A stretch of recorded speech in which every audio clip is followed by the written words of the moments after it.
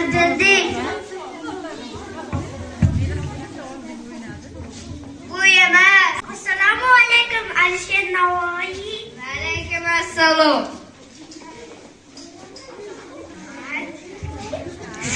Shohimiz bizga 3 kun muhlat berdi. Dunyodagi eng xushbo'y narsani keltiringlar dedi.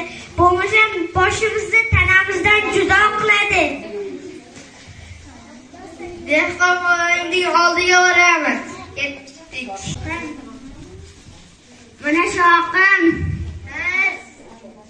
Ha, sizlar topdingiz. Alisher Navoiy do'stim, senga rahmat. Emas, bu dehqon boboning gaplari.